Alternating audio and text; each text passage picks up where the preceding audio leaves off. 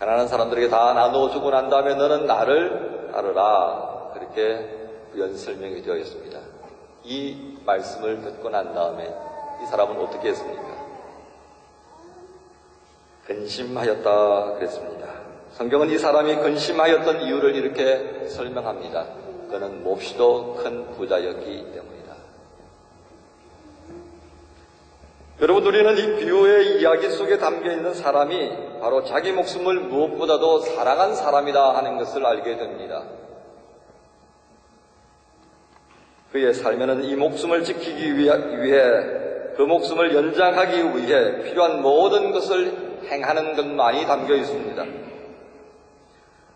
하지만 그의 수고와 노력만큼 그가 지키려고 하던 것이 지켜졌을까요? 어느 날 이 사람은 자신의 지나온 시간을 뒤돌아보면서 슬퍼하게 될 것입니다. 왜냐하면 그는 어느 땐가 반드시 없어져 버릴 자신의 목을 향하여서 목적을 두었기 때문입니다. 그가 사랑했던 것은 사실 생명이 아니라 썩어질 몸이었기 때문입니다.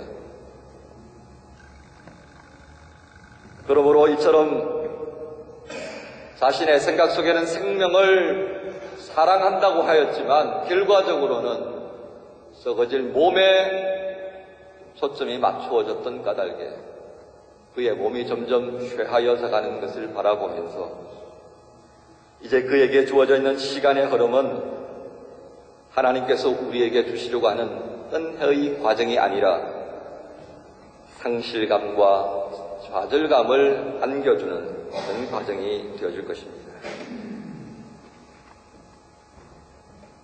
그러나 모든 사람들이 이처럼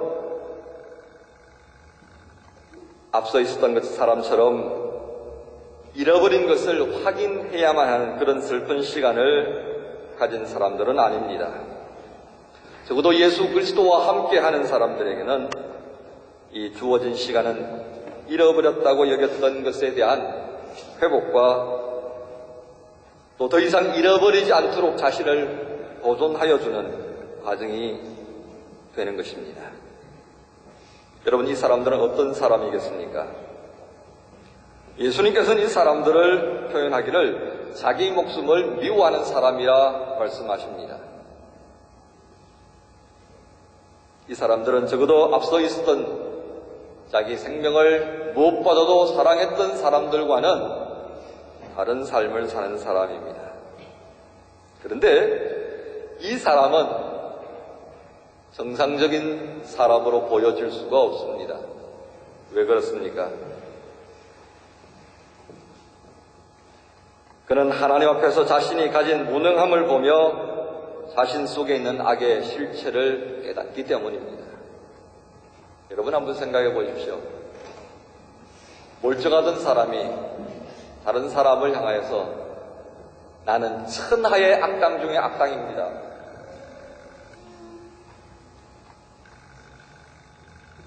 여러분, 그런 말을 누군가가 여러분 앞에서 한다고 생각해 보십시다. 여러분 뭐라고 생각했겠습니까? 저 아침을 잘못 먹었든지 밤에 잠을 잘못 잤든지 뭔 큰 충격을 받았든지 그 중에 하나일 거다 생각하지 않겠습니까?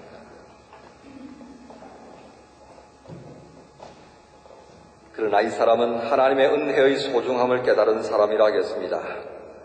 그는 더 이상 자신의 목숨을 보존하기 위해 살아가고자 하는 열심을 가지지 않는 사람입니다. 오히려 그는 자신이 가진 생명의 비천함을 보며 하나님 안에 있을 때만이 참 생명을 누릴 수 있음을 발견합니다. 그런데 주님께서 말씀하십니다. 이 사람은 그의 생명을 보존하게 될 것이라고요. 말씀을 준비하면서는 이 본문의 내용을 수동태로 쓰여져 있는가 하고 보았습니다. 착각을 했습니다. 보기를 본문에 보니까 그렇게 보여졌습니다. 하지만 뭔가 좀 이상한 것 같습니다. 그래서 이 번역한 사람이 나보다는 더 훌륭한 사람인 것 같습니다. 그래서 이런저런 번역본들을 찾아보면서 이것이 수동태의 형태가 아니고 미래형의 형태라는 것을 곧 알게 되었습니다. 그러면서 하나 깨달았습니다.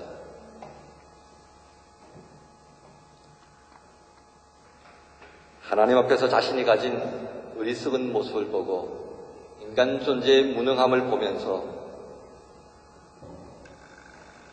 하나님 은혜의 소중함을 깨닫는 사람은 자신의 생명을 보존하기 위해서 수고하고 애쓰는 그 모습보다는 하나님께서 원하는 삶을 위하여 자신의 시간들을 사용하게 될 것이라 하는 생각이 비춰집니다.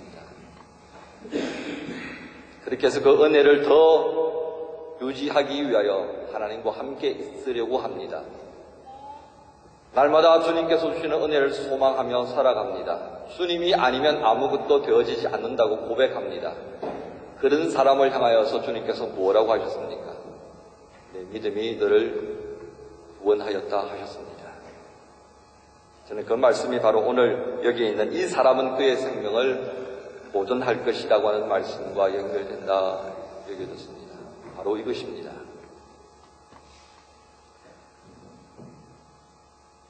사랑하는 교회 여러분, 이 사람의 목적은 더 이상 썩어질 몸에 있지 않기 때문입니다. 그의 목적은 영혼에 있습니다. 바로 그런 이유로 누군가가 해주지 않아도 이미 이 사람은 영원한 생명을 향해 나아가게 된 것입니다.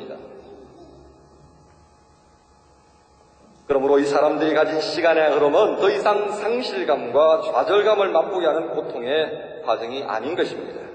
오히려 이 시간은 그에게 지금까지 잃어버렸다고 여겼던 생각들을 버리게 합니다. 그것이 아니었구나. 그리고 참으로 잃어버려서는 안 되는 것들을 이제 지키고 보존하는 기회를 가지게 됩니다. 그는 이런 시간들을 통하여서 점점 영혼을 향해 다가가는 것입니다. 그리고 미래의 어느 시점에 그는 비로소 그에게 주어졌던 시간의 흐름이 끝날 때에 하나님께서 약속하신 영원이라고 하는 것이 무엇인가를 비로소 깨닫게 될 것입니다. 바로 그것을 주님께서 말씀하시면서 이 사람은 그의 생명을 영원토록 보존할 것이라 말씀하셨습니다. 그러므로 이 사람에게 있어서 흘러가는 시간은 무엇입니까? 회복과 보존의 과정이고 영혼으로 나아가는 통로가 된다 하겠습니다. 교회 여러분, 이제 저는 다시 여러분에게 질문합니다. 시간이 무엇입니까? 하나님께서는 창조 넷째 날에 시간을 만드셨습니다. 그 시간은 하나님께서 이 세상 만물을 위해 주신 것임을 알게 됩니다. 아름답게 창조하신 세상의 구속요소 있습니다. 그야말로 세상을 더 아름답게 하시려고 만드신 시간입니다. 그러므로 시간은 우리에게 주어진 하나님의 은총이라 하겠습니다.